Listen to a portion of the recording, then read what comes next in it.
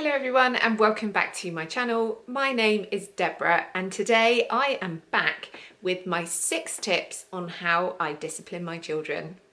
My children are aged 7 and 12 and on the whole they are very well behaved. So my 6 tips are very well tested and please stay tuned for a bonus tip at the end. Tip 1 is routines. One of the most important things we put in place right from the beginning was routines. Right from when they were babies, we were really clear on their routine, what they did in the morning, nap times and bedtime, obviously bath time as well. That was all in their daily routine. They knew what to expect and actually I think that children feel more secure and that they thrive in a routine and can be better behaved as well as a result. My children are in a routine now at their age, so my daughter is 7 and goes to primary school. She is in a routine and so is my son. He's 12 and nearly 13. And actually having a routine for an almost teenager is absolutely vital. They still need lots of sleep, and in fact I believe that they need more sleep now. They need to know what their day is going to look like. They need to be waking up at pretty much the same time every day and going to bed in good time. So routines are absolutely important, essential to good behaviour in your children. Tip 2 is control and consistency. What do I mean by control and consistency? I mean, don't give up your control of a situation. Don't give too many choices. So don't give them choices around whether they go to bed and what time they go to bed and what they eat, particularly when they're tiny. It's important that you don't give them too many choices. My belief is that if they have too many choices, then you actually are giving up your control and it can feel quite chaotic and that you're trying to please. No, you're the parent. You put in the controls, you put in the boundaries of what your day is going to look like. And actually, my strong belief is that children feel more secure when they have less choice. They also feel more secure when you're consistent, not only with yourself and with your discipline, but with your husband, with your partner, that you talk to each other about discipline and you make sure that you're not getting into a situation where you are one is being played off against the other. It's really important that you are consistent with each other and that you're communicating about discipline all of the time.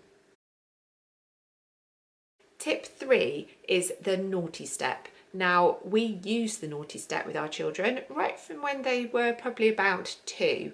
My belief is I don't think that the naughty step really works for children under this age. It just becomes a battle about sitting on a step or going back to a step rather than what they've actually done.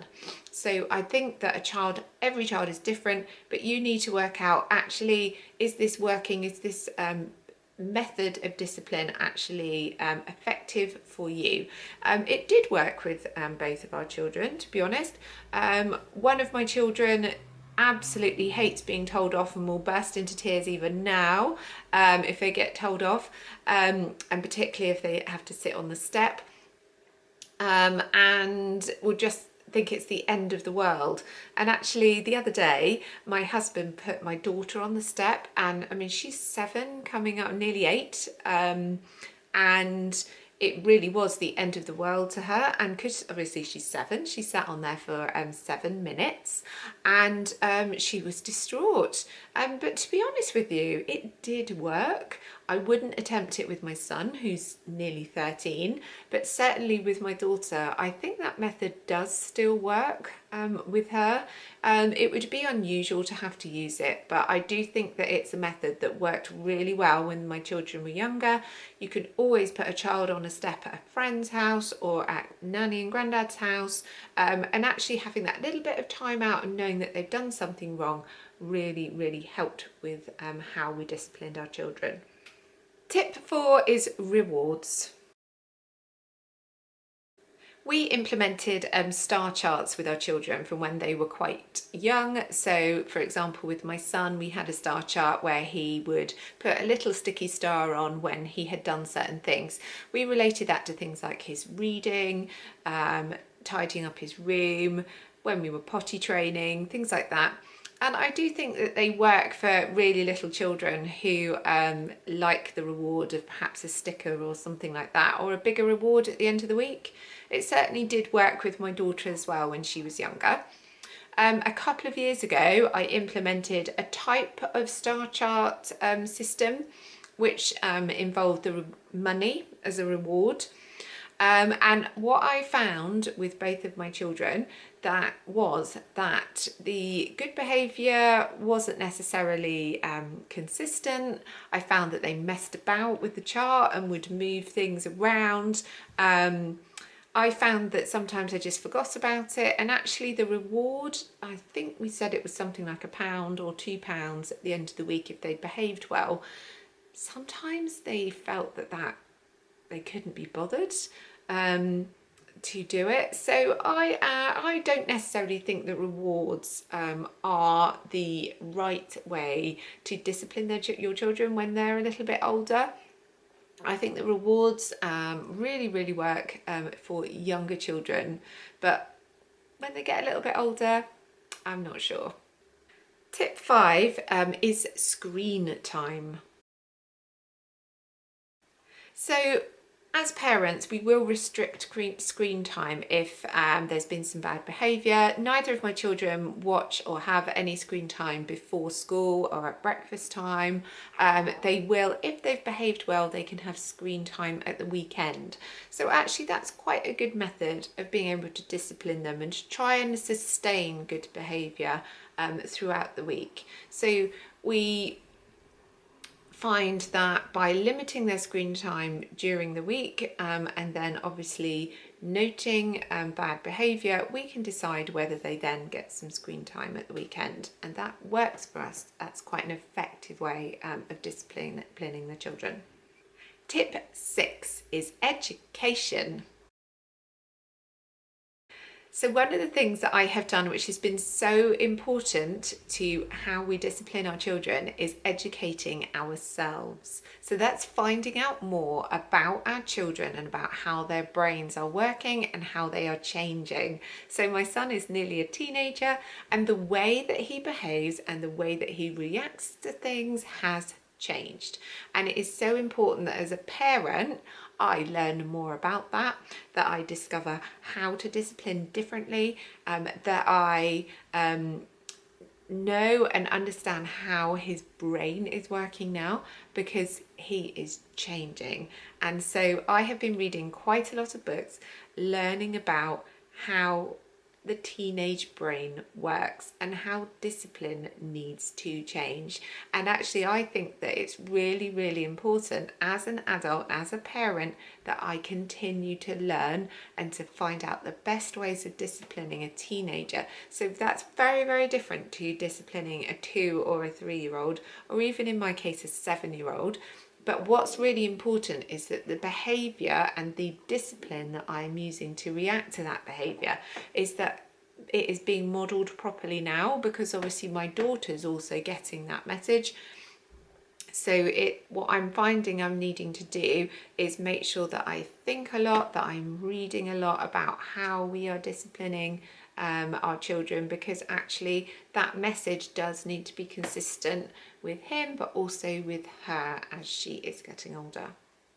So my bonus tip 7 is apologise properly. Now, apologising is very important to me, and when children just say sorry and expect to move on, fine for the really small little things, but when something big has happened, and I'm not going to go into details, it's important to me that they apologise properly. So that might be that they need to make a verbal apology, but they need to understand the impact their behaviour has had on that person. And there has been times when I have said that you need to reflect and think about how you've behaved before you apologise, and apologise properly. That's really tough for children. to do, but they need to understand what impact that behaviour has had. And sometimes that can be about me, that I can be really upset about something that's happened, and I want them to just have the time and space to think about how they've behaved and how that's made me feel. The other thing about apologising properly is that I have in the past got my children to write a letter to the person they need to apologise to. I think this is quite a good technique, particularly with children at school. So there was an incident with another child at school and I was really upset about it. My child was very upset about it and so was the other parent. And what I got my child to do was write a letter to that child to apologise. And actually what ended up happening was that by doing that and spending that time putting pen to paper and just giving a little letter to say how sorry they were, it actually went a long way to mend that friendship with that parent because they knew that I had taken it really seriously. So apologising properly and finding a way to apologise if you are trying to mend relationships, I think is really, really important to show that that child is truly sorry for what they've done and that it isn't going to happen again. So thank you for joining me today. I hope some of those tips will help you with disciplining your children. I'm obviously still finding out how to discipline my children, and particularly as they're getting older, I'm always asking other parents for new techniques and new ways to discipline. So if you have any comments or any other suggestions about what you do to discipline your children, what works for you, I would love to hear from you. If you're not one of my subscribers, then I would love to have you, and I will see you in the next video. Bye!